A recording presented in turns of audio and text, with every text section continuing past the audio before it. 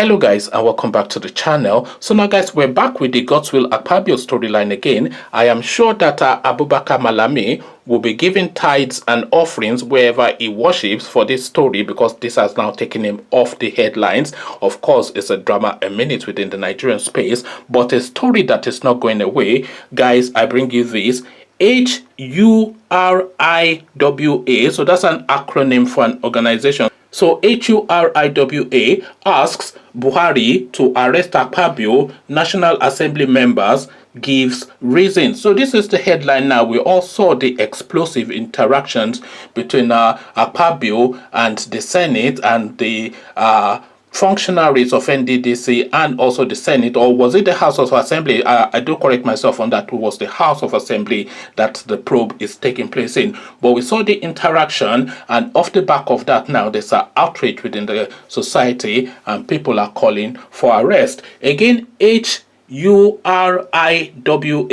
asks Buhari to arrest Akpabio, National Assembly members give reasons. So now let's now find out, as if we don't know, what reasons they are calling for this arrest. The Human Rights Writers Association of Nigeria, HURIWA, on Tuesday called on President Muhammadu Buhari to order the arrest of Godswill Akpabio, Minister of Niger Delta Affairs.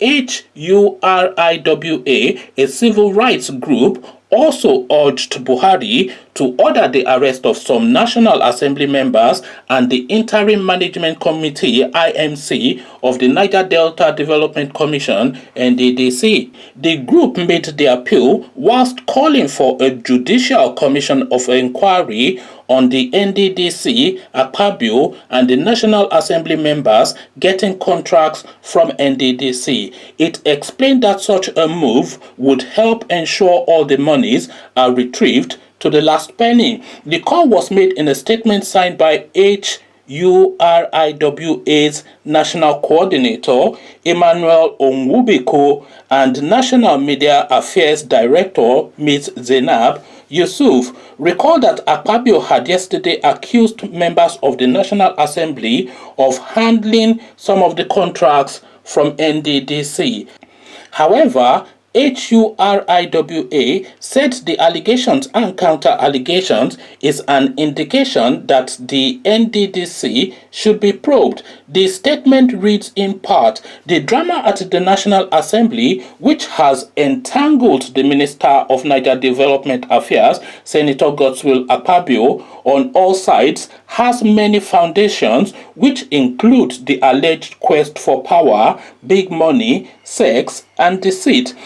That a shocked nation like Nigeria is gripped by the overwhelming revelations coming out of the National Assembly probe on NDDC has become a matter of interest to us as a foremost civil rights group with no political affiliation, but are passionate about achieving just and equitable development in our country.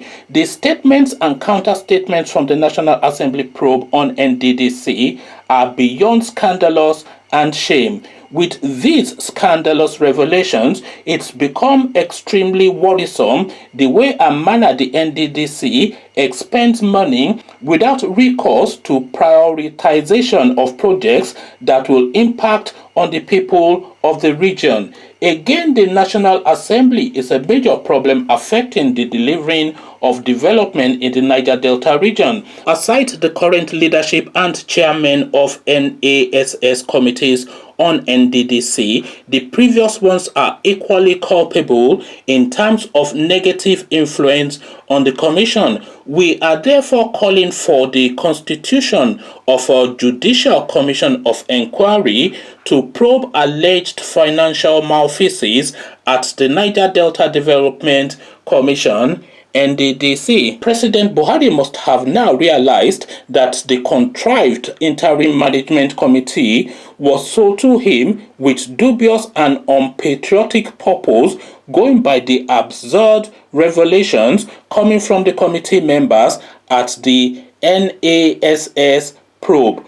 Going forward, the Interim Management Committee (IMC) should be dissolved because it has completely lost the confidence of Nigerian people and people of the region. The appointment of lead consultants for forensic audit should be reviewed immediately and an audit firm with pedigree engaged. So people have had enough of all of this nonsense that is going on within the Nigerian space. But sadly and unfortunately, I am going to break you the news that there will be no real outcome at the end of all of this.